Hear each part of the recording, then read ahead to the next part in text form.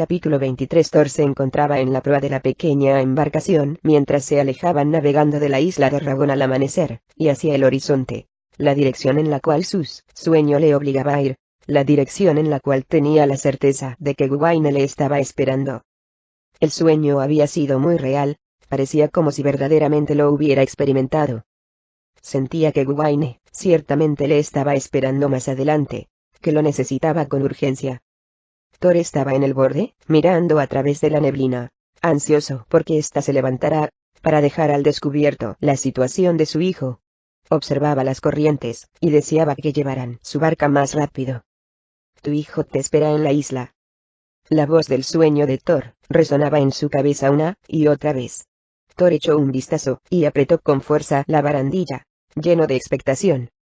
Apenas podía esperar a volver a abrazar a Gawain.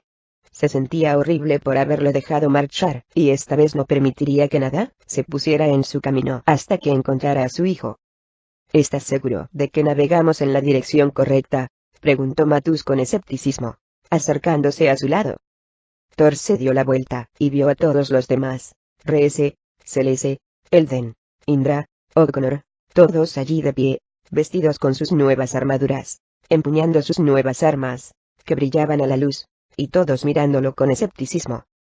Esta es la dirección en la que mi sueño me ha llevado, respondió. ¿Y si tu sueño se equivoca?, preguntó Connor. Thor negó con la cabeza. No puede ser, dijo. ¿No lo entendéis? Fue más que un sueño.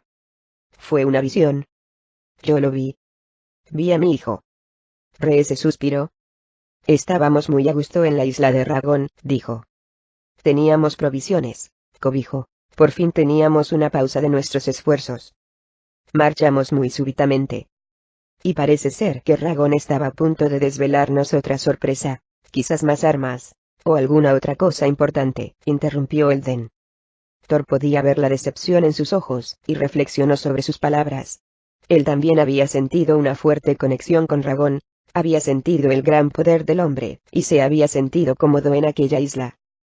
Aquella isla había sido verdaderamente una isla mágica, un lugar idílico, y él también hubiera deseado pasar más tiempo allí. Reflexionaba, con el ceño fruncido, y no podía entender del todo por qué habían marchado tan deprisa. ¿Estaban bien? ¿Se habían equivocado al marchar? Thor se sentía confundido. Sin embargo, la visión de aquel sueño no dejaba su mente, como si lo tuviera justo delante de él, estirándolo lejos de la isla, y hacia el horizonte. No puedo explicarlo muy bien, dijo Thorgrim. No fue como cualquier sueño que hubiera tenido jamás. Fue como una orden. Me mostró que Gawain estaba en peligro, que me necesitaba urgentemente. No podía permitirme quedarme allí sentado ni un solo segundo más. Celeste suspiró. He sido una curandera toda mi vida, interrumpió Celeste, con la voz suave y dulce, aunque exigiendo atención. Lo sé casi todo sobre el cuerpo humano. Sin embargo, sé poco acerca de los sueños. No sé de dónde vienen, o si vienen para ayudarnos o para confundirnos. No sé si provienen de nuestro interior, o de algún otro lugar. Se hizo silencio en la barca, y Thor reflexionó sobre sus palabras. Podrían haberle enviado ese sueño para confundirlo. Para engañarlo. ¿Pero por qué? ¿Y cómo? No creo que nadie lo sepa, mi señora, dijo O'Connor. Y cualquiera que admita saberlo es un embustero. Una cosa sí que sé, interrumpió Reese. Estamos excesivamente cerca de la espina del dragón, y aquel es un lugar en el que no deseamos estar. O'Connor se giró, y señaló al horizonte, y todos se dieron la vuelta, y siguieron su mirada. En el distante horizonte, oculto en parte por la neblina, había un par de acantilados puntiagudos, escarpados, como una espina, levantándose 30 metros en el aire, separados quizás por menos de 300 metros.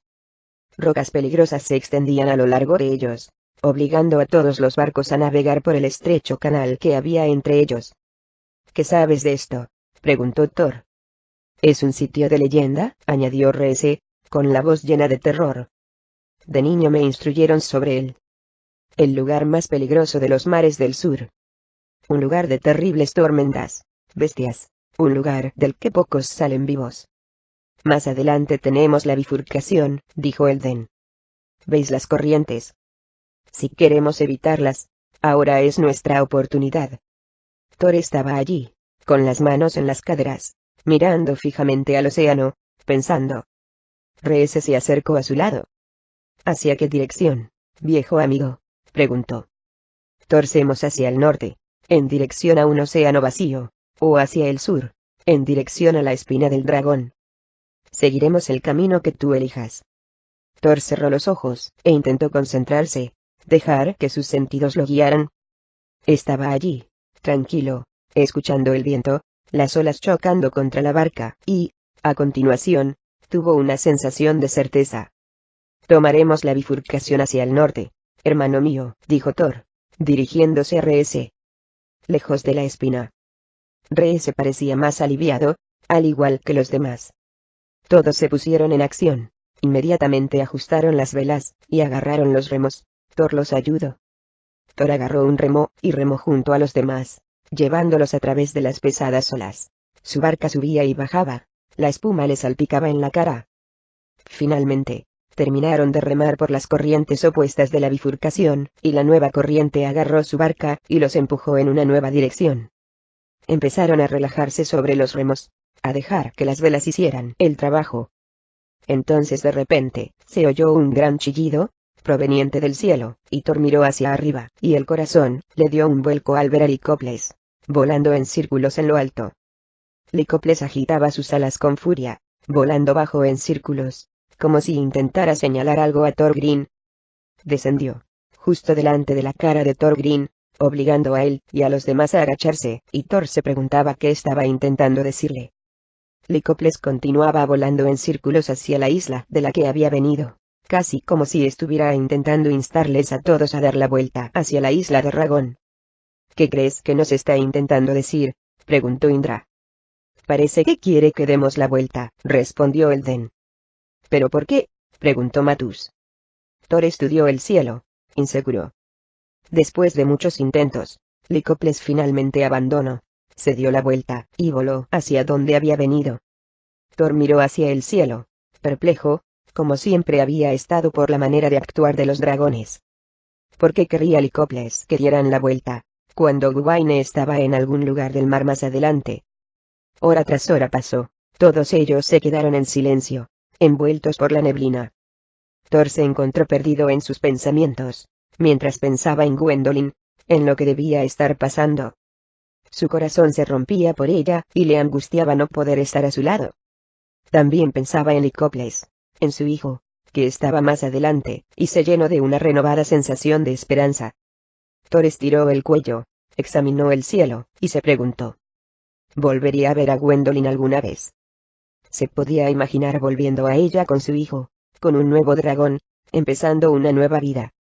¿Era demasiado tarde?, se preguntaba con una sensación de terror. Estaba viva todavía. Thor empezó a oír un sonido débil, que lo apartó de su ensimismamiento. Era el sonido de las olas golpeando las rocas, contra una orilla lejana. Estaba seguro de ello. Thor echó un vistazo, y vio que los demás también miraban fijamente a la neblina. Debían haberlo oído también. Se miraban los unos a los otros con una mirada confundida. Todas sus miradas tenían la misma pregunta. Tierra. Cuando Thor miraba hacia la neblina, lentamente, se movió un viento, y ésta empezó a levantarse, dejando al descubierto lo que había más allá. El sonido de las olas, chocando contra las rocas, se volvió más fuerte, y, cuando Thor echó un vistazo, se sorprendió al ver que podía vislumbrar una isla poco común. Esta pequeña isla estaba rodeada por una playa blanca, del blanco más brillante que Thor jamás había visto, y todas las rocas a su alrededor, todo, era blanco. Sus árboles eran blancos también, una densa selva que se extendía casi a lo largo de toda la orilla, todo de un blanco brillante. Incluso el agua del océano, a medida que se acercaban más a la isla, se volvía completamente blanca. Por encima de la isla volaban pájaros blancos, graznando, volando en círculos, pájaros extraordinarios que Thor no reconocía, de todas las formas y tamaños. Se le cedió un paso por delante de Thor, observó y se quedó boquiabierta. La isla de los leprosos, dijo, en voz baja como reverencia. ¿La conoces?, preguntó él. Solo lo que he oído, dijo ella. Es un lugar conocido por todos los curanderos. Es un refugio para todos aquellos que están aquejados.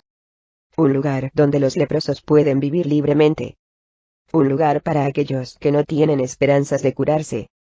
Un lugar del que mantenerse alejado, a no ser que quieras pillar la enfermedad. Thor sentía temor. Guwaine podría estar en un lugar así. Cerró los ojos, y, al hacerlo, sintió que esta era la isla donde necesitaba ir, que aquí era donde estaba su hijo. Thor abrió los ojos y negó con la cabeza lentamente. No lo comprendo, dijo.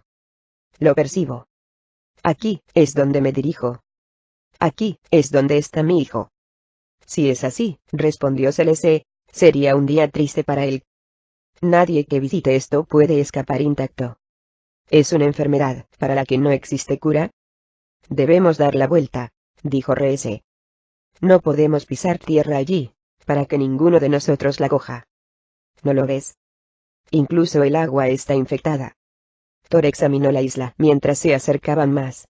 Ahora estaban a menos de 100 metros. Su barca subía y bajaba con las olas, que hacían un fuerte estruendo en sus oídos.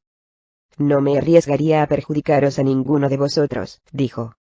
Es un viaje que debo hacer yo y yo solo. Todos vosotros podéis quedaros en la barca. Lo encontraré, y lo traeré de vuelta. Volverás leproso, dijo Matu seriamente. Thor encogió los hombros. He estado en el infierno, y he vuelto por mi hijo, dijo. ¿Creéis que dejaría que una enfermedad letal se pusiera en mi camino? Todos apartaron la vista, en silencio. Ninguno fue capaz de darle una respuesta. Las olas crecieron, y los llevaron más cerca de la orilla. La espuma golpeaba a Thor en la cara. Cuanto más se acercaban, más le palpitaba el corazón. Podía sentir que su destino corría ante él. Sabía que su hijo estaba allí. La barca se encalló en la orilla, y, en el instante en que tomó tierra, Thor desembarcó. Sus botas hacían crujir la gravilla blanca. Estaba allí de pie, y observaba la isla que tenía ante él asombrado, mirando con dificultad por el resplandor. Todo estaba cubierto de blanco, como bañado en sal. Incluso la neblina en el aire colgaba teñida de blanco. El aire tenía un olor diferente aquí, también. No solo olía a océano, sino también a muerte. Thor sentía que esta isla tenía un ambiente solemne, de abandono, como si fuera un lugar olvidado por los demás, un lugar de gran paz y soledad, aunque también de tristeza y tragedia. Thor estudió los blancos árboles que se movían, las enormes hojas que brillaban con el viento, y se preguntaba si su sueño se había hecho realidad. ¿Realmente su hijo podía estar allí? Thor se dio la vuelta, y vio a los chicos en la barca, y, por primera vez, pudo ver miedo de verdad en sus rostros. Lo habían seguido hasta el imperio, a través de los mares, hacia el infierno, y de vuelta, y lo habían hecho sin miedo. Sin embargo, este lugar de enfermedad letal, claramente los había golpeado a todos con terror. Ninguno de ellos quería tener una muerte lenta, que durara toda la vida. Todos estaban sentados en la barca, inmóviles. Thor les saludó con la cabeza solemnemente. Podía ver en sus ojos que querían acompañarlo, pero estaban asustados. Lo entendía. Después de todo, andar por esta isla sería una sentencia de muerte. Thor se giró y empezó a adentrarse hacia la intensa selva blanca. Sus botas hacían crujir la gravilla, iba paso a paso, el sonido de las olas del océano se iba desvaneciendo. Entró a la selva, las enormes hojas le rozaban, una nueva sensación bajo sus pies, dejaba atrás la orilla, y sabía que había cruzado un punto máximo. No había vuelta atrás. Thor caminaba a través de la selva, arañado por las ramas, y no le preocupaba y miraba por todas partes, intentando ver a través del denso follaje, buscando a Guwaine. Dejó que sus sentidos lo guiaran, dio vueltas a la izquierda y a la derecha, permitiendo que le guiaran a través del grueso follaje, hasta el lugar donde su instinto lo llevó. «Guwaine», exclamó, su voz resonaba en este lugar vacío. «Guwaine».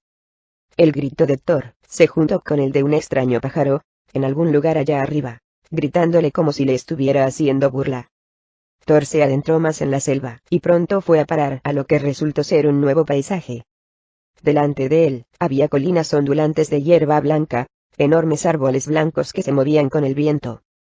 Thor no perdió tiempo en dejar la selva y aventurarse en las colinas, mirando a su alrededor, por todas partes, buscando alguna señal de Guwaine. Pero esta isla parecía desierta. No había señal de nadie ni de nada, solo los pájaros por encima, cuyos chillidos cortaban el aire. ¿Realmente había leprosos aquí?, se preguntaba Thor. ¿O todo esto era un mito? Thor andaba y andaba. Finalmente llegó a la cima de una colina, y, al hacerlo, miró hacia abajo, y vio un nuevo paisaje, y todas sus preguntas fueron respondidas ante él.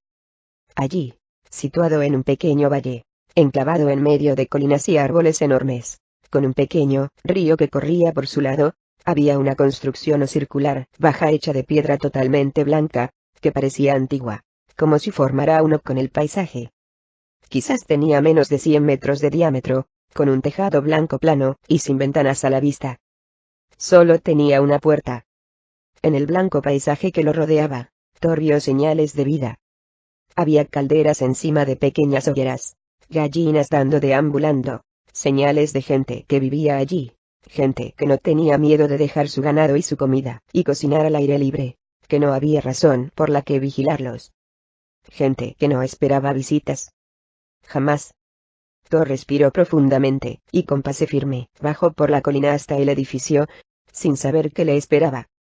Un fuerte sentimiento crecía dentro de una voz interior, le decía que su hijo estaba dentro. ¿Cómo era aquello posible?, se preguntaba. ¿Cómo podía Guwaine haber entrado allí? ¿Lo había abducido alguien? Thor sabía que, con cada paso que daba, se estaba acercando más a su sentencia de muerte. Sabía que la lepra era una enfermedad horrible que con toda seguridad cogería. Estaría con él el resto de su vida. Volvería su piel blanca, y finalmente acabaría teniendo una muerte temprana por debilidad. Se convertiría en un marginado, una persona a la que nadie querría acercarse. Sin embargo, no le importaba. Ahora, su hijo es lo único que le importaba. Más que su propia vida. Thor llegó hasta la puerta, y se quedó dudando delante de ella. Finalmente, pasó el punto de no retorno, estiró el brazo, y agarró el mango. El mismo mango que todos los leprosos tocaban, una calavera y unas tibias cruzadas totalmente blancas, y lo giró. Supo al tocarlo que no podía echarse atrás. Thor entró, y, inmediatamente, tuvo una pesada sensación en el aire. Había sensación de miedo. Aquí todo era muy solemne, tranquilo. Sus ojos se adaptaron a una habitación larga y tenue, aunque ni de cerca era tan tenue como él había esperado. En la pared del fondo, había una serie de ventanas descubiertas en fila en la pared, dejando entrar la luz del sol refractada y las brisas del océano. Las cortinas blancas se hinchaban con el viento. Thor se detuvo y observó la visión que tenía ante. Su corazón latía fuerte, lo asimilaba todo, miraba a través de la confusión alguna señal de su hijo. Vio una serie de camas de paja, separadas entre ellas por unos 3 metros, alineadas a lo largo de las paredes. En cada cama había un leproso, con la piel totalmente blanca, con algunos vendajes alrededor del rostro, algunos en otras partes del cuerpo. La mayoría estaban tumbados, quietos y tranquilos, quizás unas 2 docenas de ellos. Thor se sorprendió de que tanta gente pudiera convivir en una habitación y no hacer ningún ruido. Cuando entró, todos se giraron de repente y miraron hacia él, y pudo ver la sorpresa en sus rostros. Estaba claro que nunca antes habían tenido visita. «Estoy buscando a mi hijo», exclamó Thorgrinn, mientras todos lo miraban fijamente. «Guwaine. Un bebé. Creo que está aquí». Todos lo miraban en silencio. Ninguno de ellos se movía. Ninguno decía ni una palabra. Thor se preguntaba cuándo alguno de ellos había hablado con un extraño por última vez. Entendió que esta vida de aislamiento, de ser marginados, probablemente había desgastado sus mentes. Al darse cuenta tras un largo silencio que nadie iba a contestar, Thor empezó a andar lentamente por el pasillo que había entre las camas. Observaba sus caras mientras andaba, y ellos estaban allí tumbados, y miraban fijamente con el rostro triste, rostros que habían perdido la esperanza hace tiempo, y lo observaban sorprendidos. Thor miró por todas partes, buscando señales de Guwaine, alguna prueba de que un niño hubiera estado allí, pero no pudo encontrar ninguna. No escuchaba el lloro de un niño. No veía señales de que alguna cama pudiese tener un niño dentro. Sin embargo, cuando Thor llegó a la última cama, una sensación creció en él, un sentimiento ardiente, y su corazón palpitaba cuando de repente sintió que su hijo estaba allí, detrás de aquella cortina, en la última cama. Se dispuso a mirar, estirando la cortina, esperando ver a Guwaine. En su lugar, se quedó perplejo al ver a una niña tumbada allí, mirándole fijamente. Parecía tener quizás unos 10 años. Parecía tan sorprendida de verlo como él lo estaba de verla a ella. Tenía los ojos grandes, de un azul cristalino, del color del mar, hipnotizantes, ojos llenos de amor, de esperanza, de vida. Tenía el pelo largo y rubio, hermoso, salvaje, parecía que nunca se lo hubiera lavado. La piel de su cara era sorprendentemente clara, sin ninguna mancha, y Thor se preguntó si ella estaba en el sitio equivocado. No parecía tener ninguna señal de la enfermedad. Entonces Thor miró hacia abajo, y vio su brazo y sus hombros derechos, de un blanco luminoso, la piel devorada por la enfermedad. Inmediatamente se incorporó en la cama, despierta, llena de vida y energía, a diferencia de los demás. Parecía ser la única del grupo que este lugar no había roto. Thor estaba perplejo. Había notado que su hijo estaba tras esta cortina, y aún así ella era la única persona que estaba aquí. No había ni rastro de Guwaine. ¿Quién eres tú?, preguntó la niña, con voz curiosa, llena de vida e inteligencia. ¿Por qué has venido aquí? ¿Has venido a visitarme? Eres mi padre. ¿Sabes dónde está mi madre? ¿Sabes algo de mi familia? ¿Por qué me han dejado aquí? ¿Dónde está mi casa? Quiero irme a casa. Odio este lugar. Por favor. No me dejes aquí. No quiero quedarme aquí más. Seas quien seas, por favor, por favor, por favor, llévame contigo. Antes de que Thor pudiera responder, intentando procesarlo todo todavía, ella saltó de la cama de repente, y le rodeó las piernas con sus brazos, abrazándolo con fuerza. Thor la miró sorprendido, sin saber cómo reaccionar. Ella se arrodilló allí, llorando, agarrándolo, y a él se le rompió el corazón. Bajó el brazo y puso la mano suavemente sobre su pelo. Ella sollozó. Por favor, dijo entre lloros, por favor no te vayas. Por favor no me dejes aquí. Por favor. Te daré lo que sea. No puedo quedarme aquí ni un minuto más. Aquí moriré. Thor acariciaba su pelo, intentando consolarla mientras lloraba. SHHH, dijo, intentando calmarla, pero ella no paraba de llorar. Lo siento, dijo al final. Pero yo vine aquí, buscando a mi hijo. Un bebé. ¿Lo has visto? Ella negó con la cabeza, agarrándolo más fuerte. Aquí no hay ningún bebé. Yo lo sabría. No hay ningún bebé en ningún lugar de esta isla. A Thor le dio un vuelco el estómago al captar esas palabras. Guwaine no estaba aquí. De algún modo lo habían engañado. Por primera vez en su vida, sus sentidos lo habían llevado por el mal camino. Y sin embargo, ¿por qué había sentido a su hijo en aquella cama, antes de correr la cortina? ¿Quién era esta niña? Le pido cada noche a Dios que alguien venga a rescatarme, dijo entre lágrimas, su voz sofocada contra su pierna. Que me lleve lejos de este lugar. Pido por alguien exactamente como tú. Y entonces llegaste tú. Por favor. No puedes abandonarme aquí. No puedes. Ella se abrazó a sus piernas, y Thor intentaba asimilarlo todo. No había esperado esto, pero mientras lo agarraba, podía sentir su sufrimiento y el corazón se le rompía por ella. Después de todo, ella no había pedido esta enfermedad, y, evidentemente, sus padres la habían abandonado aquí en este lugar. Pensar en esto lo enfurecía. ¿Qué tipo de padres abandonarían a su hijo, a pesar de su enfermedad? Aquí estaba él, deseando cruzar el mundo, entrar al infierno, coger cualquier enfermedad por encontrar a su hijo. Esto también lo hacía pedazos, porque se dio cuenta de que también había sido abandonado por sus padres. Odiaba que se abandonaran las cosas. Le golpeaba en el fondo de su corazón. ¿No quieres venir conmigo, niña?, dijo Thorgrim. Cuando me vaya de este lugar, iré a una misión peligrosa. No sé exactamente a dónde iré, pero será peligroso. Me enfrentaré a enemigos hostiles, tierras extrañas, directo a la batalla. No podré hacer esto, y protegerte. Tus oportunidades de vivir son mayores aquí. Por lo menos aquí estarás segura, y cuidada. Pero ella negaba con la cabeza insistentemente. Las lágrimas le brotaban de los ojos. Esto no es vida, dijo ella. Aquí no hay vida. Solo se espera la muerte. Prefiero morir mientras intento vivir que vivir mientras espero morir. Thor la miró a los ojos, y ella miró hacia arriba. Sus ojos cristalinos brillaban y pudo ver el espíritu guerrero que había dentro de ella, brillando ante él. Lo abrumó su ardiente voluntad de vivir realmente, de superar su circunstancia. Era un espíritu luchador. Veía que nada la detendría. Y era un espíritu al que, por mucho que lo intentara, no podía dar la espalda. Sabía que no podía tomar otra decisión.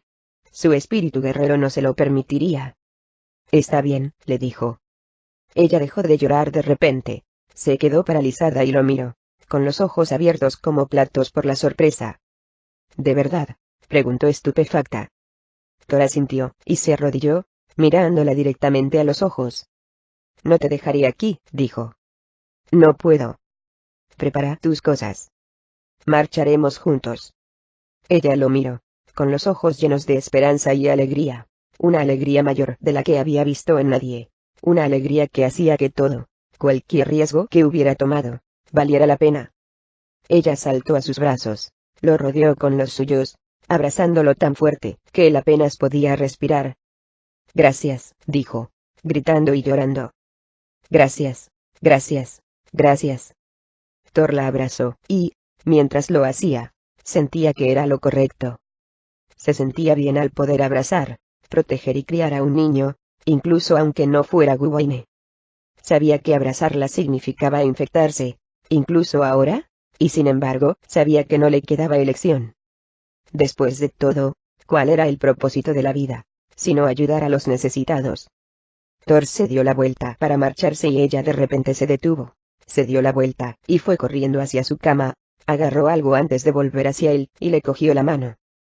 Miró hacia abajo, y vio que tenía agarrada una pequeña muñeca blanca, rudimentaria, hecha de palos y hojas de la isla, y envuelta con un trozo de vendaje. Agarró su mano, y tiró de, llevándolo rápidamente fuera de aquel lugar, ante las miradas sorprendidas de todos los que estaban allí tumbados lánguidamente, observando cómo se marchaban. Caminaron hacia afuera, saliendo del edificio, y a Thor lo cegó momentáneamente el resplandor. Levantó una mano, y, cuando sus ojos se adaptaron, se sorprendió de la visión que tenía ante él. Delante de él estaban todos sus hermanos, Rhys Celeste, Eldenindra, Ognor, Matus, todos ellos fuera del edificio, esperándolo pacientemente, todos vestidos con sus nuevas armaduras, llevando sus nuevas armas. Habían venido después de todo. Habían cruzado la isla, habían arriesgado sus vidas, por él. Thor estaba emocionado más allá de las palabras, al darse cuenta de que se habían sacrificado por él. Hicimos una promesa, dijo Rhys. El primer día que nos conocimos, en la Legión. Todos nosotros. Fue una promesa sagrada. Una promesa de hermanos. Una promesa más fuerte que la familia. Fue una promesa para guardarnos unos a otros las espaldas, donde quiera que vayamos. Donde quiera que vayamos, repitieron todos los demás, a la vez. Thor los miró a todos, a cada uno, cara a cara, y sus ojos se llenaron de lágrimas al entender que estos eran sus verdaderos hermanos, la sangre más gruesa que la familia. No podíamos dejarte, dijo Matus. Incluso en un sitio así.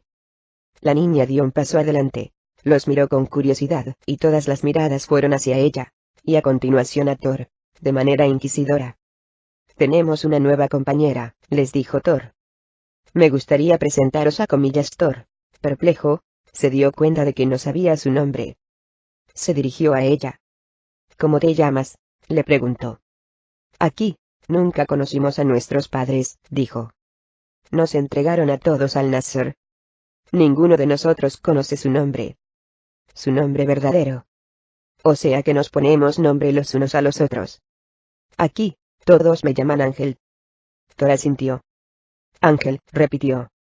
Este es un bonito nombre. y tú eres en efecto tan pura como la nieve. Thor se dirigió a todos sus hermanos y hermanas.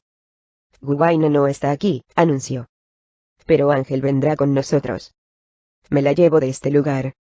Todos lo miraron, y él vio como la incertidumbre brillaba en sus ojos. Podía ver lo que todos estaban pensando. Llevársela los infectaría a todos. Sin embargo, con mérito por su parte, nadie se negó. Thor vio que todos ellos estaban deseando arriesgar su vida por ella. Ángel, dijo Celeste dulcemente, sonriendo, dando un paso adelante, y dirigiéndose a ella. Es un nombre muy bonito, para una niña muy dulce. Le acarició el pelo, y Ángel le sonrió de oreja a oreja. Nadie me había tocado el pelo antes, dijo Ángel. Celeste hizo una amplia sonrisa. Entonces tendrás que irte acostumbrando. Thor estaba allí, preguntándose qué significaba todo aquello. Había estado seguro de que Gwaine estaba allí. Recordaba su sueño. Tu hijo te espera en la isla. Miró a Ángel, que sonreía dulcemente a Celeste, tan llena de vida, con alegría, y se preguntaba. ¿Es ella mi hija? Quizás lo era. No en el sentido literal de la palabra, pero quizás estaba destinado a educarla como propia. ¿Una hija adoptada? Thor no lo comprendía, sin embargo, sabía que era el momento de ponerse en marcha. Gwaine todavía estaba allá afuera, y no había tiempo que perder. A una, todos empezaron a andar, Thor, Reese, Celeste, Elden, Indra, Matus, O'Connor, y ahora Ángel, cogida de la mano de Celeste, un grupo inverosímil, que sin embargo juntos, encajaban a la perfección. Thor no sabía dónde los llevaría esto, y, aún así, sabía que todo aquello era lo correcto. Capítulo 24. Eric estaba en la proa de la barca, con las manos en la cadera, estudiando asombrado la vista que tenía ante él. Allí, alzándose del mar, había dos formaciones rocosas antiguas, la espina del dragón, rocas cerradas que se alzaban en una formación dentada, unos 30 metros, con orillas rocosas esparcidas a lo largo de ellas, obligando a los barcos a viajar entre ellas. Eric miró hacia arriba, y lo vio amenazante ante ellos mientras se acercaban más y más navegando, boquiabierto ante su inmensidad. Nunca había visto nada que se le pareciera. Dos series de rojos acantilados, rocas afiladas, con formas puntiagudas, en filas, como la columna curvada de un dragón. Las corrientes se enfurecían, las olas y las mareas eran feroces aquí, se volvían más intensas mientras se iban acercando, los vientos eran más fuertes, las nubes más oscuras. En medio de la espina, Eric vio que las olas se levantaban unos 10 metros, chocando después contra las rocas escarpadas a ambos lados. El canal entero entre las espinas era como un remolino violento en una bañera. Parecía ser una muerte segura. La espina del dragón estaba a la altura de su reputación. En efecto, mientras se acercaban a ella, su barco se balanceaba salvajemente. Eric empezó a ver los restos de docenas de otros barcos, arrastrados hasta sus rocas, piezas de ellos, todavía colgando de los peñascos, como si se agarraran a la vida, un vestigio de lo que una vez fueron.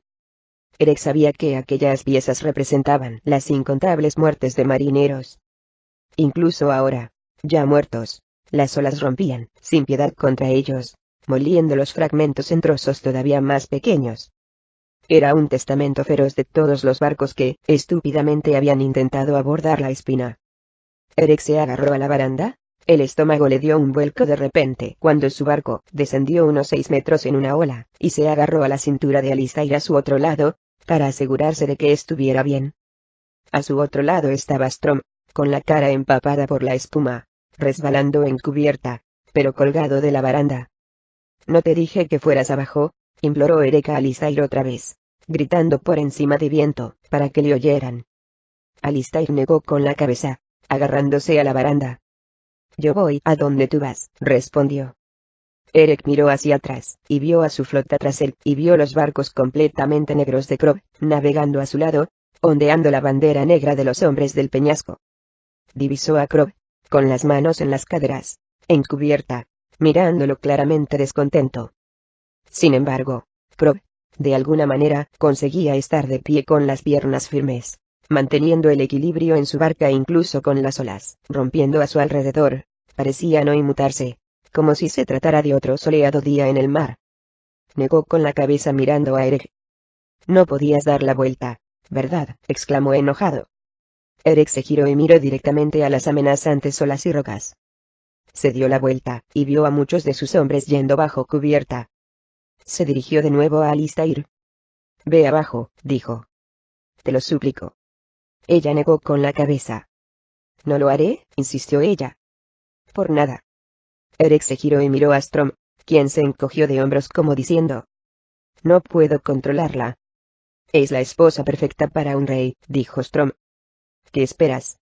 Una altísima ola de repente rompió sobre la cubierta, haciéndoles caer a todos, resbalando a través de ella. Eric, con la nariz llena de agua salada, se quedó momentáneamente ciego, mientras la proa quedaba totalmente sumergida bajo el agua. Con la misma rapidez la barca se enderezó, y ellos dejaron de resbalar, y matando con sus espaldas en la baranda. «Todos los barcos en una sola fila detrás nuestro», ordenó Eric, poniéndose rápidamente de pie. Ahora. Varios de sus soldados se apresuraron a cumplir su mandato, gritando las órdenes por todas las filas.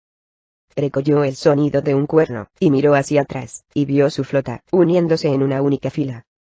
Eric sabía que esta era su única oportunidad de hacerlo, de enhebrar la aguja de la espina del dragón cómodamente. «Dirigíos al medio», exclamó Eric. «Quedaos tan lejos de las rocas como sea posible. La corriente está empujando hacia la izquierda, o sea que dirigíos a la derecha. Bajad los velas y preparaos para echar las anclas, si es necesario». Los hombres corrían en todas direcciones para cumplir sus órdenes, y Eric apenas había terminado de dar instrucciones cuando se dio la vuelta, y miró hacia arriba. Se preparó al ver que otra inmensa ola iba a romper. Eric agarró a Alistair por la muñeca, aferrándose a ella mientras su barca iba de izquierda a derecha, balanceándose a la vez que se desplomaba. Alistair estiró el brazo, y agarró una gruesa cuerda, y, cuando Eric resbaló fue ella quien se agarró a él, pasando la cuerda alrededor de su muñeca justo antes de que cayera por la borda, y otra ola los tragara. Gracias a aquella cuerda, él se mantuvo a bordo, agarrado a ella. Recobraron la estabilidad y Eric, muy agradecido a Alistair, miró a su alrededor. Ahora estaban en medio de la espina, justo entre las dos enormes rocas, y su barco era sacudido en todas direcciones.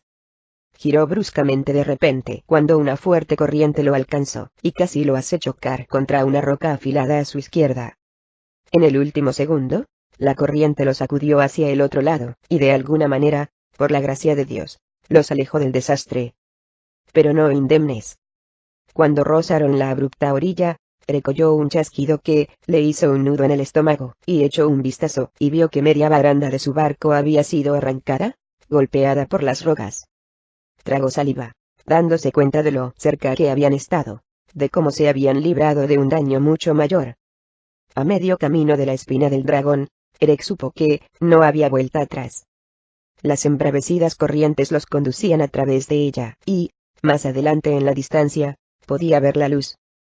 Vio dónde acababa la espina del dragón. Era increíble. A menos de 200 metros delante de ellos, cuando uno salía de la espina del dragón, el océano estaba perfectamente en calma, tranquilo, el sol brillaba, un día perfectamente hermoso. Era surreal, como cruzar una puerta. Lo único que tenían que hacer era pasar los próximos casi 200 metros. Sin embargo, Eric se dio cuenta de que aquello era probablemente lo que docenas de otros marineros, cuyos barcos estaban aplatados a lo largo de las rocas, habían pensado también mientras intentaban atravesarla. Por favor, Dios, pensó Eric. Menos de 200 metros. Tan pronto había realizado su plegaria que Eric oyó un ruido horroroso, como si un demonio hubiera respondido a su oración. La oía cada vez más fuerte, incluso por encima del furioso viento, y las olas que rompían, y, cuando su barco se elevó encima de una ola alta, miró hacia arriba, y se horrorizó al ver el origen de aquel ruido. Allí, elevándose del agua, guardando la salida de la espina del dragón, había un inmenso monstruo primordial, con un cuello más largo que su barco, con aletas y escamas, con brazos y piernas, garras al final de cada uno de ellos, y una mandíbula más grande que la de un dragón. Era una verde visión de la muerte. Se giró a la derecha, hacia su barco, Abrió las mandíbulas, y rugió tan fuerte, que partió el mástil de Erek. Erek levantó sus manos hacia sus oídos, intentando ahogar el ruido, mientras la bestia levantaba su cabeza en alto, y empezaba a bajarla. Abrió completamente sus mandíbulas, como si fuera a tragarse el barco de un mordisco. Su rostro era tan ancho que tapaba el sol, y Erek supo que era demasiado tarde. Sabía que, sin duda, así era como iba a morir. Capítulo 25. Darius estaba de pie en la noche del desierto, con la luz iluminada por la luz de las antorchas, y observaba con orgullo el mar de caras. Allí, desplegados ante él, había miles de antiguos esclavos, ahora hombres libres, no solo de su aldea, sino de todas las aldeas próximas. En todas direcciones, rodeándolo, había más rostros de los que podía contar, todos mirando hacia él con esperanza.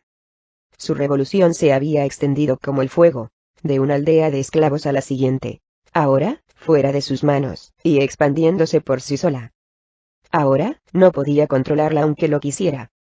Los esclavos liberaban a los esclavos, las aldeas liberaban a las aldeas, y éstas, a su vez, liberaban a otras. Mataban a los capataces, se sublevaban por su libertad, juntando a más y más gente a su causa. Todos lo buscaban, se reunían ante él, todos formando un único ejército. No tenían muchas armas ni muchas armaduras, solo tenían lo que habían conseguido rescatar del imperio. Sin embargo, tenían espíritu. Todo su resentimiento arraigado se había desatado finalmente. Algo en lo profundo de sus corazones y almas se había liberado, y Darius estaba eufórico al ver que los demás se sentían como él. Darius estaba allí, con Dray a sus pies, cerca de él como siempre, masticando con satisfacción un hueso que Darius había encontrado para él, y gruñendo a cualquiera que se acercara demasiado a Darius, y él estudiaba el mar de rostros nuevos y desconocidos. Todos ellos tenían una cosa en común. La esperanza rebosaba en sus ojos. Y todos ellos tenían una cosa en común. Todos lo admiraban. Estaba claro que todos lo admiraban como líder, y él sentía el peso de ellos sobre sus hombros, tomándoselo muy en serio. No quería hacer un movimiento equivocado. Sambuti, dijo un esclavo al pasar, haciendo una reverencia con la cabeza a Darius. Era un conocido refrán que Darius oía por todas partes a donde iba esos días, hombres reuniéndose por miles solo para verlo. Algunos estiraban el brazo para tocarlo, como si no creyeran que era real. Darius apenas sabía qué hacer con todo aquello. Era como un sueño extraño. Darius estaba emocionado al ver que su gente ya no tenían aquella actitud temerosa y servil que una vez tuvieron. Ahora caminaban al aire libre, con orgullo, sacando pecho, con los hombros atrás, como hombres libres, como hombres con dignidad.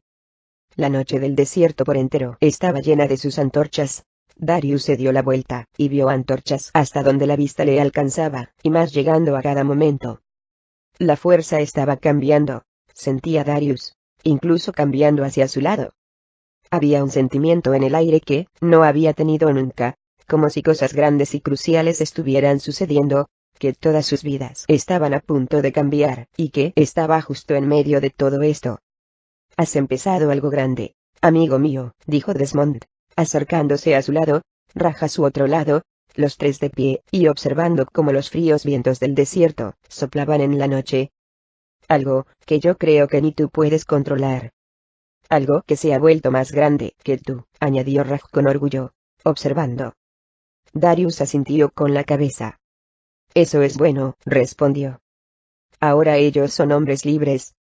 No deberían ser controlados por nadie. Los hombres libres deben controlarse a sí mismos, y a su destino. Y aún así te admiran, añadió Cas, uniéndose a ellos, y todos los hombres deben tener un líder. ¿A qué destino los llevarás? Darius estaba allí, observando la noche, preguntándose lo mismo.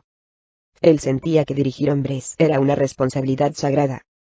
Echó un vistazo, y vio que se estaba formando un círculo íntimo a su alrededor, que incluía a Raj, Desmond, Cas, Lucy, y a una docena de otros chicos con los que había entrenado en su aldea.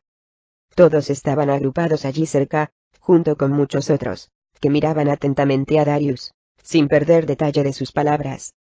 «¿Nombra nuestra próxima conquista?», exclamó un valiente guerrero de otra aldea, «y te seguiremos a donde sea». A continuación hubo un grito de aprobación. «Hay otra aldea que espera ser liberada», exclamó uno de ellos. «Está a 1 hora de camino desde aquí hacia el norte.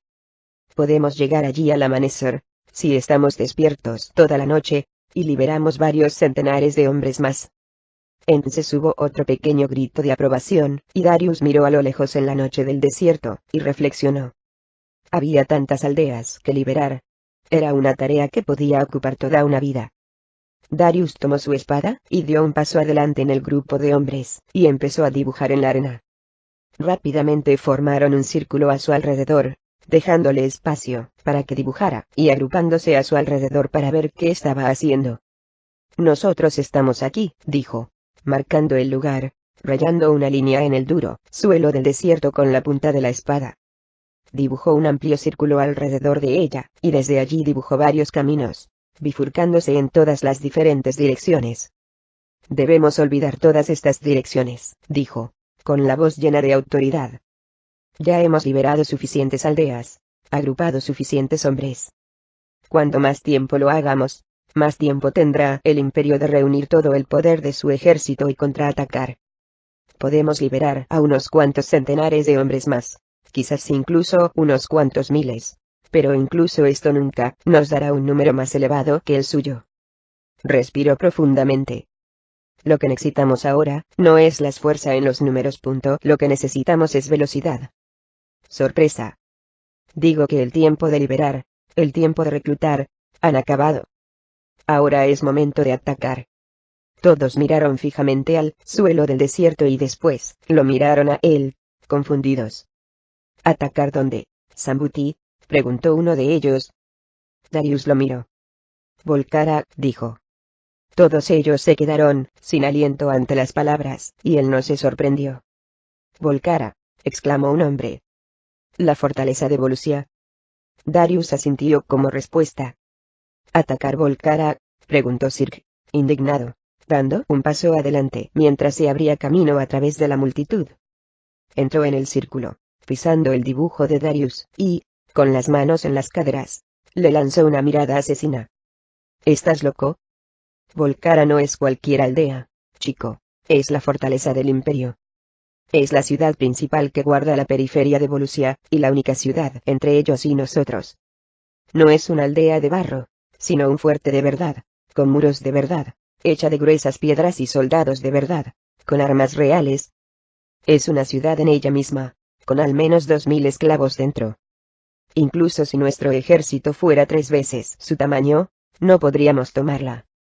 Darius lanzó una mirada furiosa a Sirk, rabioso, porque apareció por allí, y lo desafiaba a cada momento. Antes de que pudiera responder, otros se metieron en la conversación. «Volcara es un lugar cruel», dijo Desmond. «Al menos 1000 soldados del imperio guardan sus muros. Y aquellos muros son impenetrables. Incluso no tienen ni que desplegar una defensa».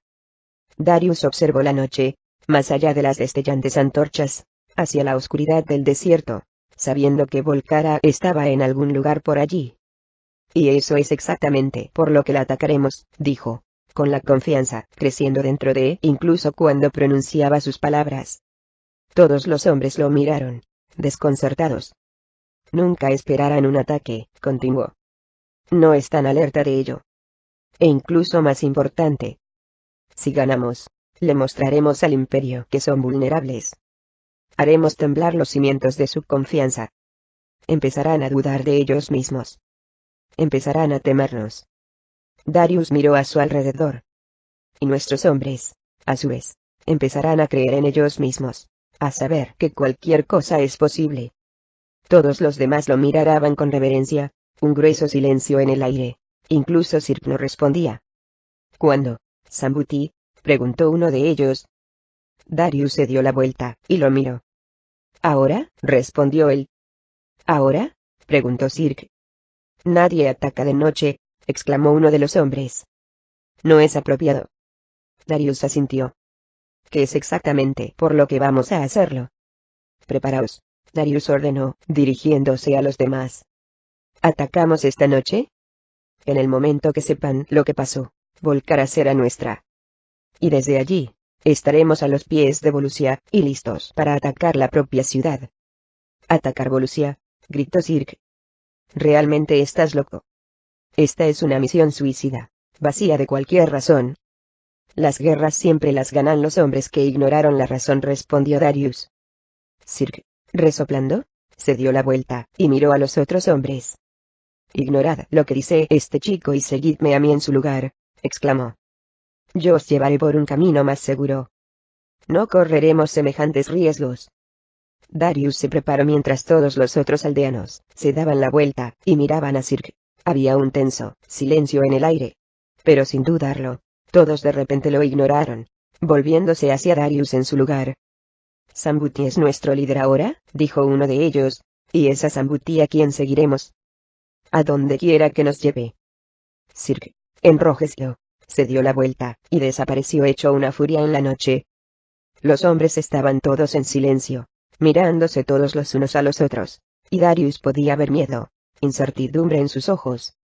¿Cómo atravesaremos aquellas puertas, más allá de aquellos muros?, preguntó Desmond. No tenemos herramientas de asedio de ningún tipo. No atravesaremos las paredes, respondió Darius mientras los demás se reunían alrededor y escuchaban. Pasaremos por encima suyo. Por encima de ellas. Darius asintió. Sabemos escalar, dijo. Convertiremos las puntas de nuestras lanzas en ganchos, y los ataremos a cuerdas.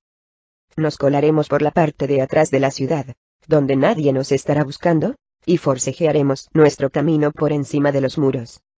Una vez nos colemos dentro, nos acercaremos a ellos, sin hacer ruido, y los asesinaremos a todos. El silencio y la velocidad serán nuestros amigos, no la fuerza. A veces la sorpresa es más poderosa que la fuerza.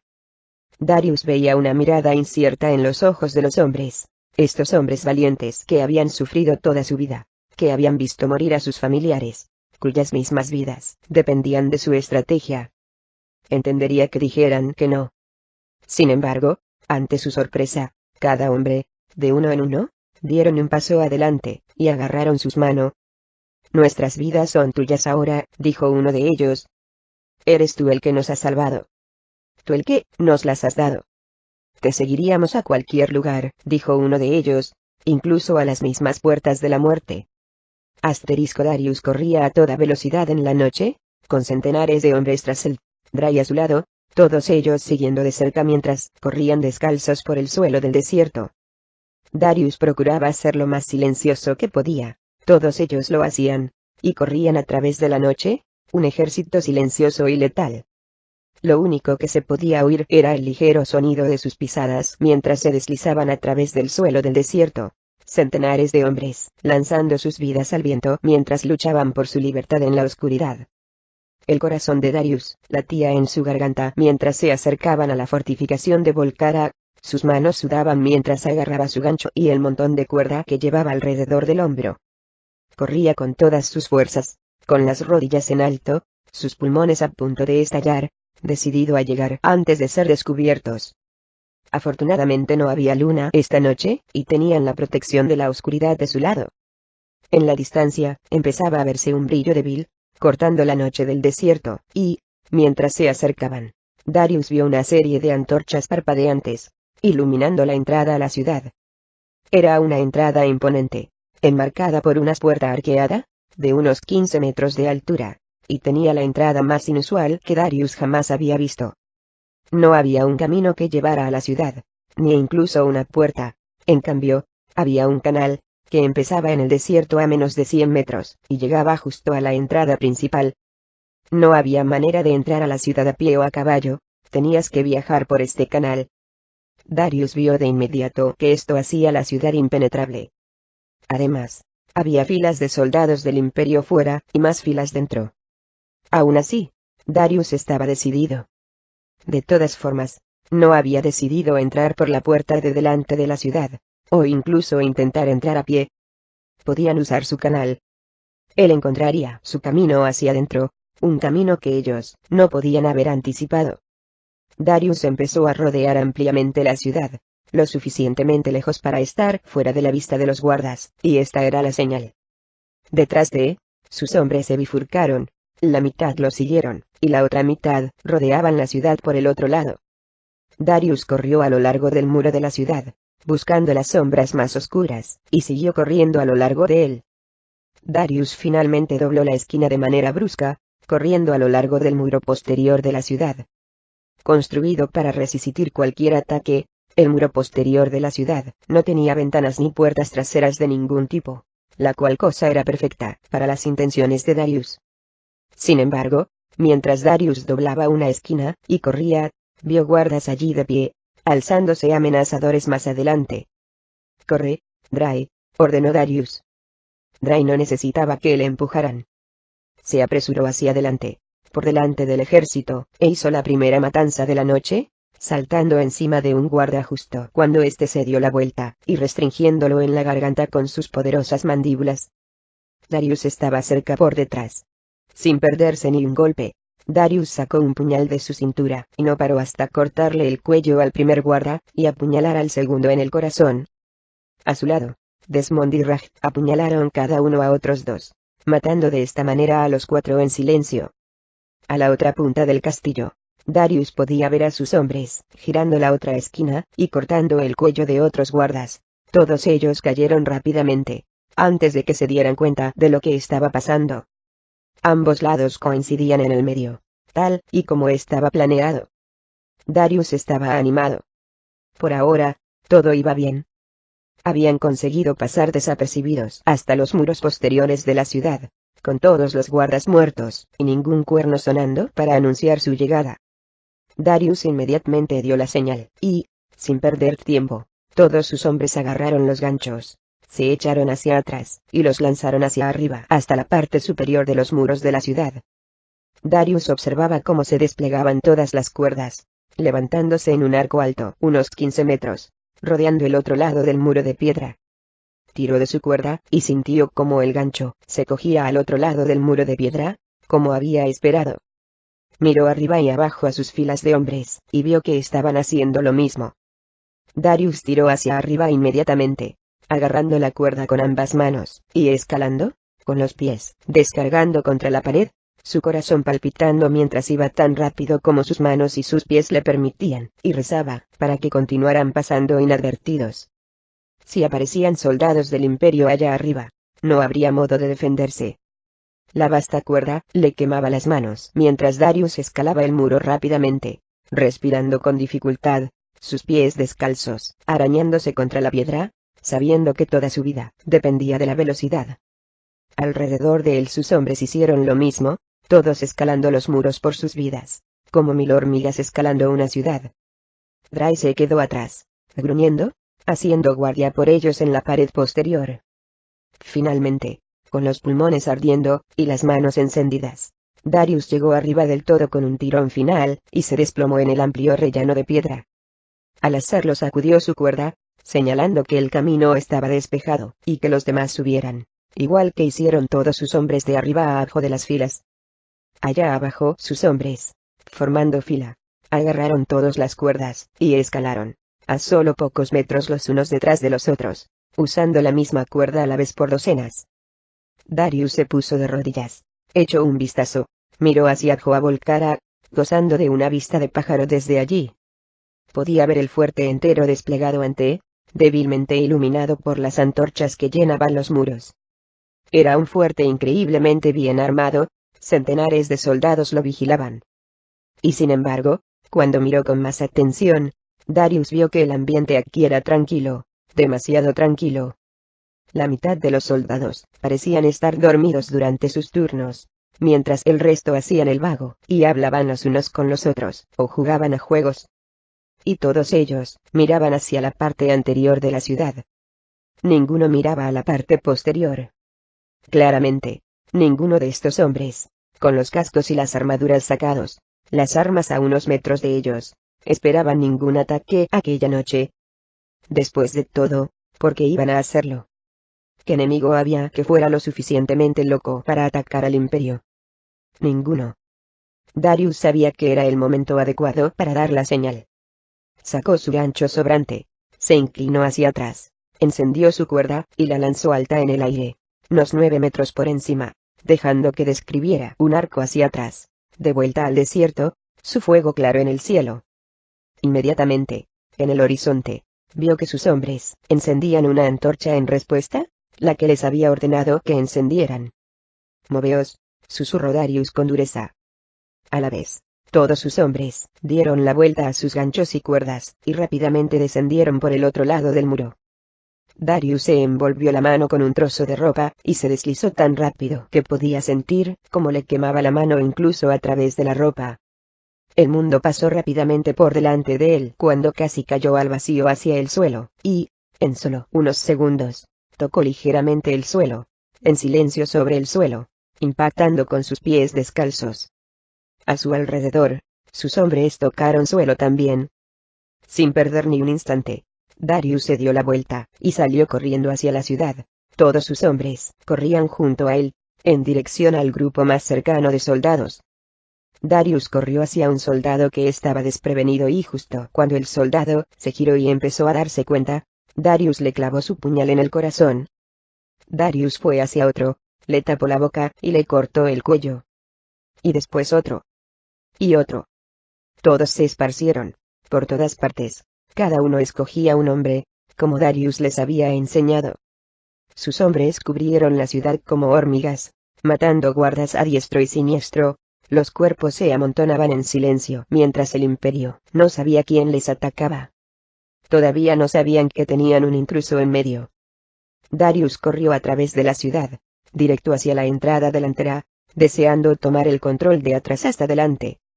Hizo una señal a sus hombres, y todos se detuvieron, y se escondieron tras enormes pilares de piedra, todos aguardando su orden antes de atacar la parte delantera.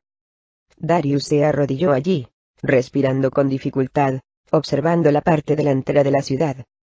Centenares de soldados se desplegan entre un punto y el otro, y él quería que todos se concentraran, para que fuera más fácil matar y tenerlos de espalda a ellos. Él se arrodilló allí, y observó, con esperanza, esperando la señal, el acto final de su plan. Finalmente, Darius sintió un gran alivio cuando vio exactamente lo que había esperado. Una pequeña embarcación, flotando apareció de repente, flotando en el canal, a través de las puertas de la ciudad, en llamas.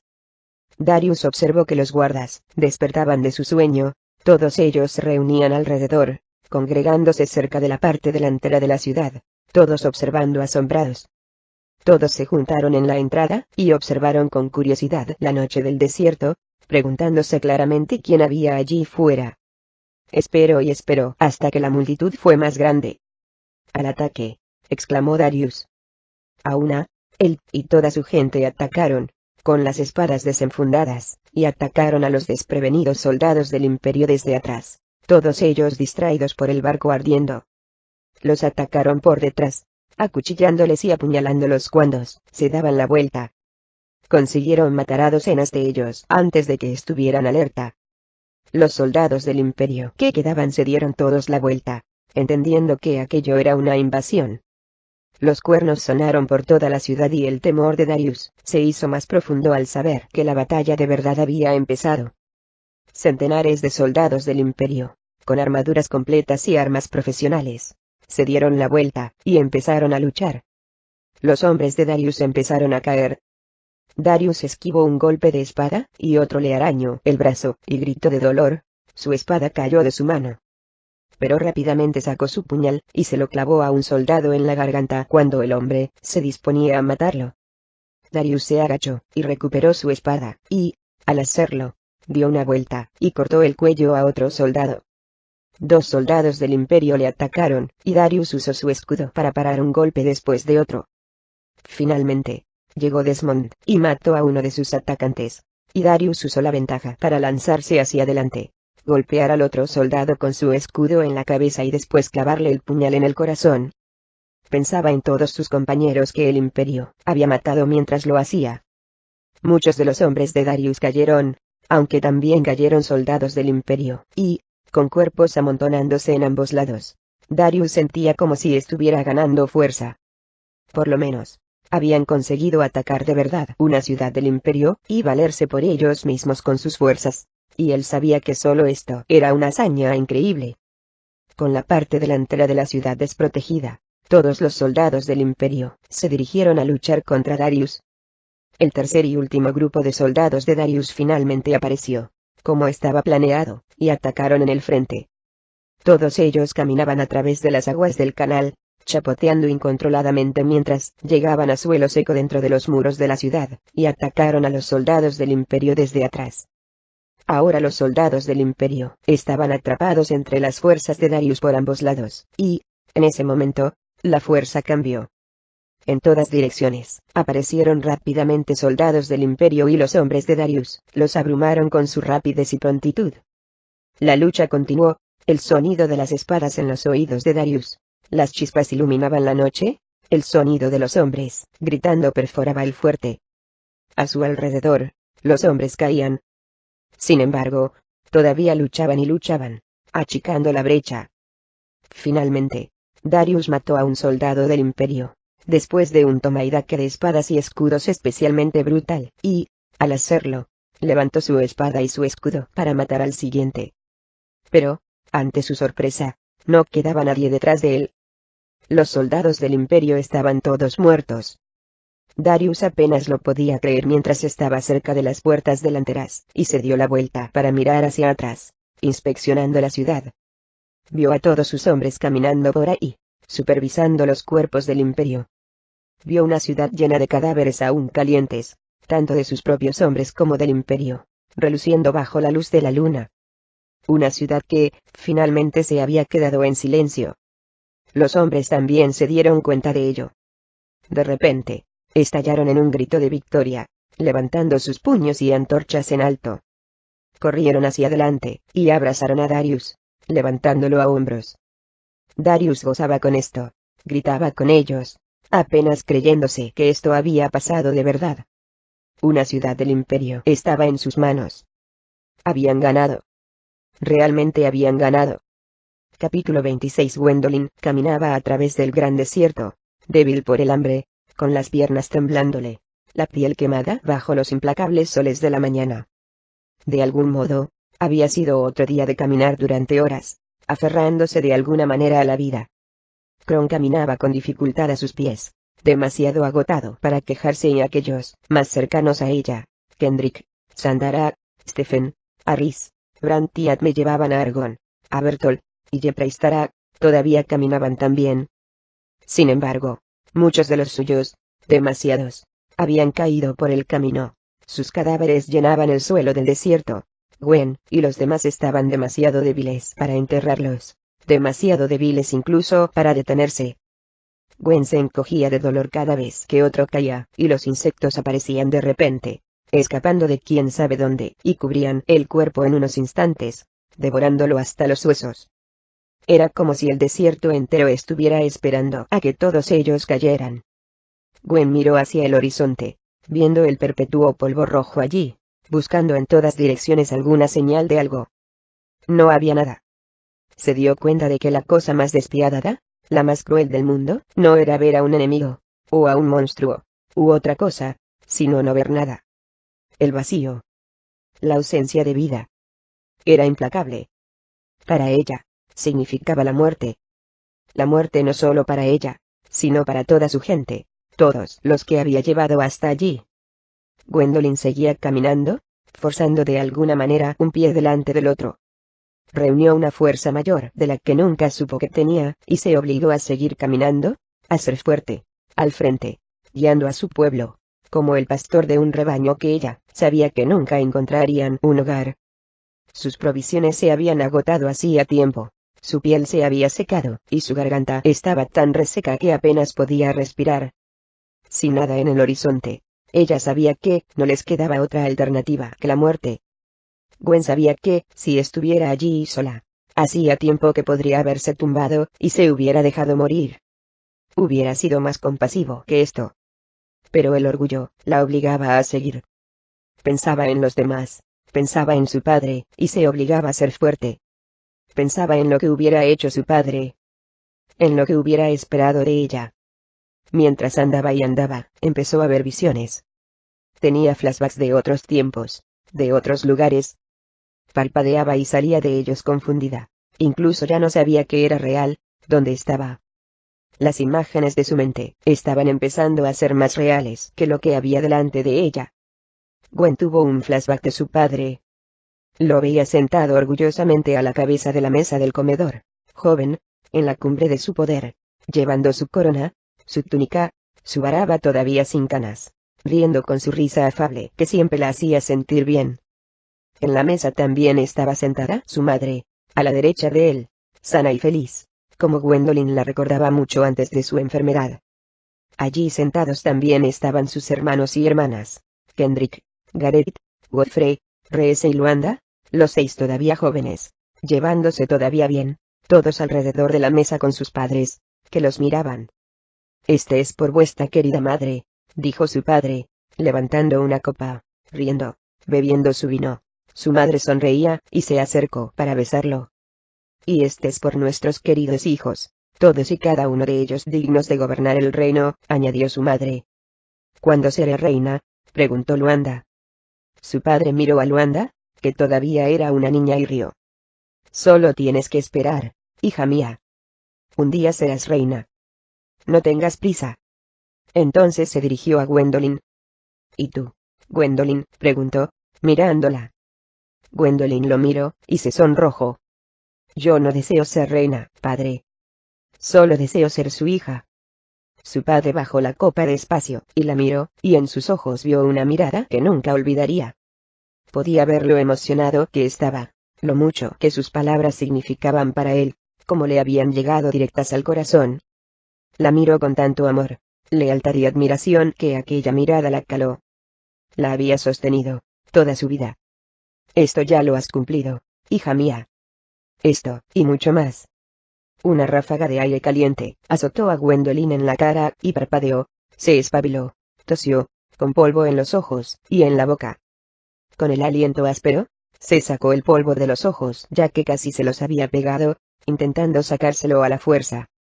El viento no trajo alivio, sino solo más calor, si era posible. El calor suficiente incluso para arrancarla de un lugar más bonito. Gwen no deseaba incluso ni mirar hacia arriba, demasiado asustada de no ver nada, de decepcionarse una vez más.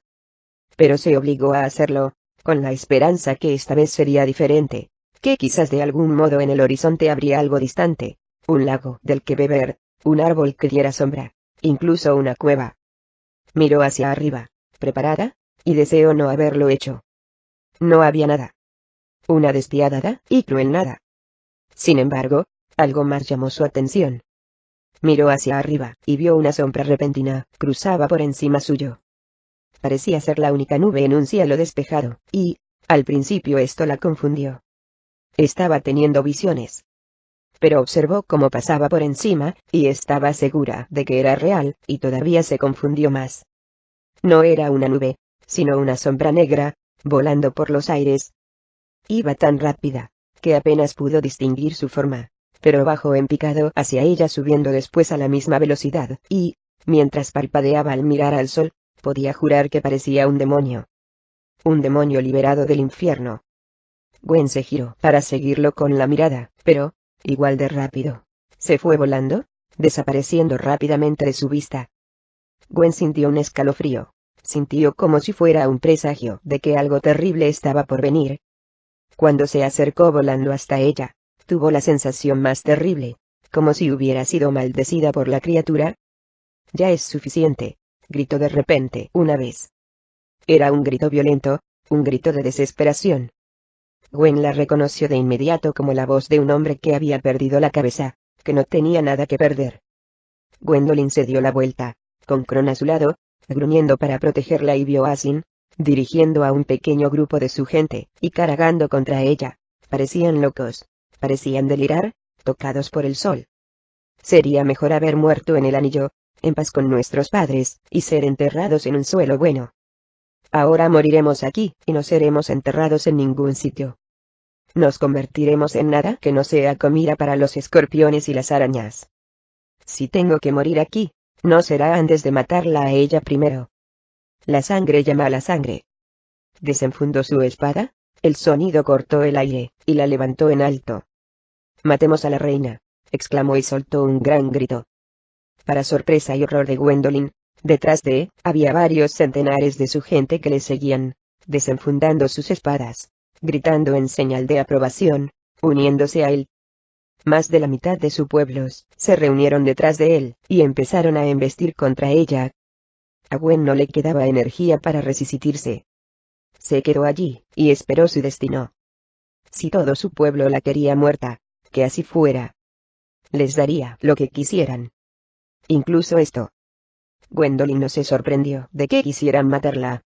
Estaba más sorprendida de que todavía le quedara tanta energía, de que pudiera correr tan rápido, y de que guardara tanta energía para odiarla.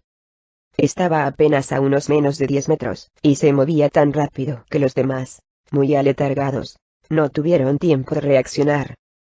En sus ojos podía ver cuánto la odiaba, cuánto la quería ver muerta.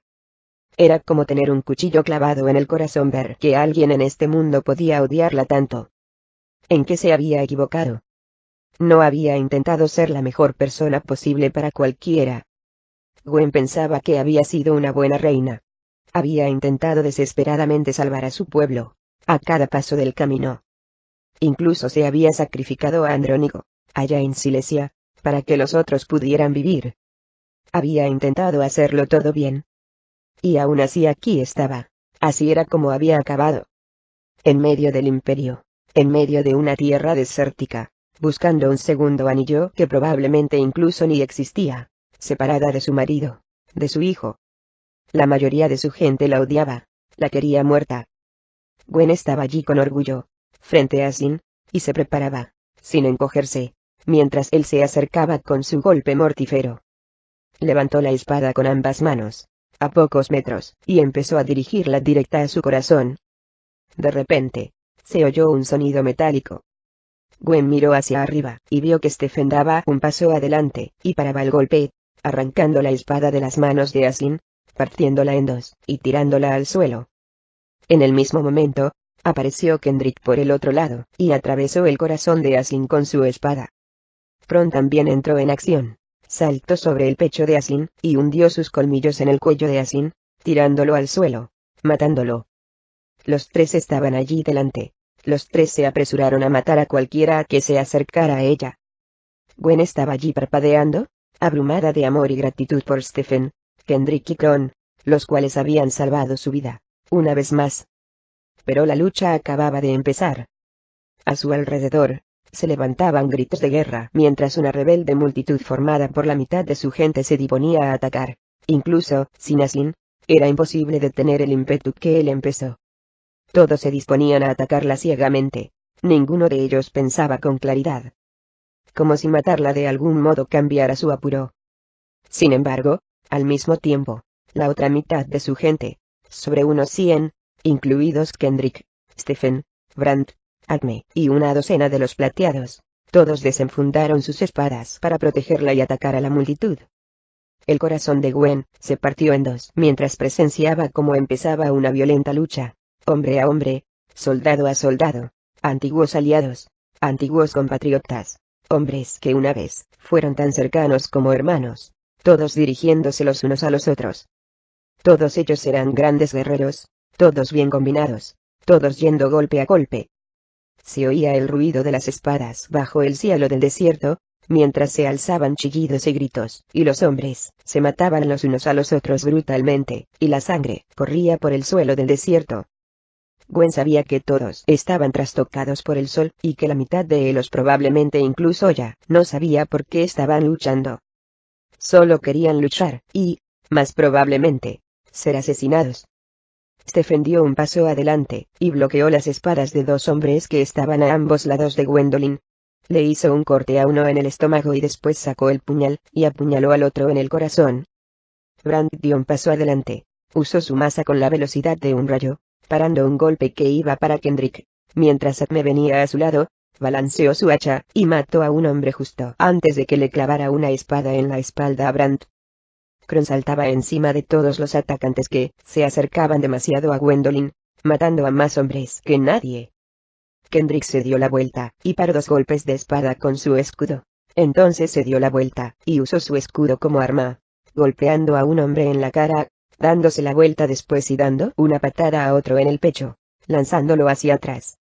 Cuando volvieron a él por segunda vez, dio un paso al lado, y esquivó sus golpes, y, a la vez, les hizo un corte en el pecho, matándolos a los dos. Una lanza cayó de la mano de un soldado muerto, y fue rodando hasta los pies de Gwendolyn.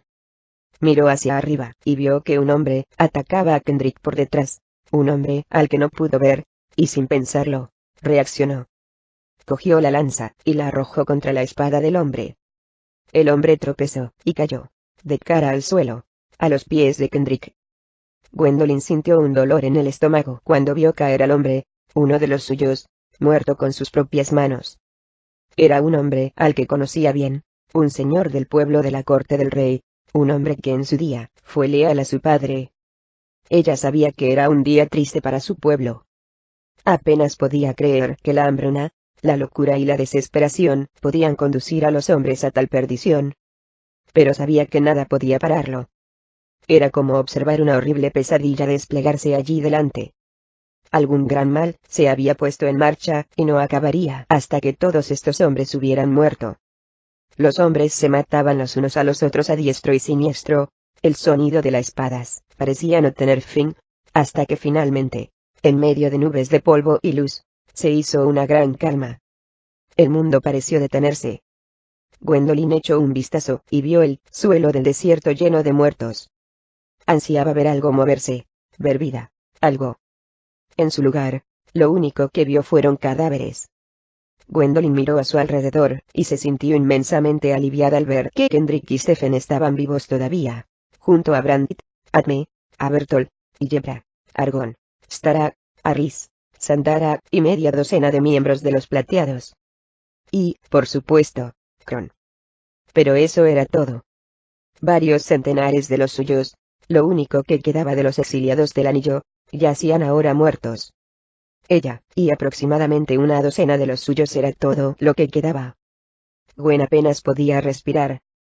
Su gente, muerta. Asesinados por ellos mismos. ¿Qué quedaba después de esto?, se preguntaba. ¿De qué era reina ella ahora?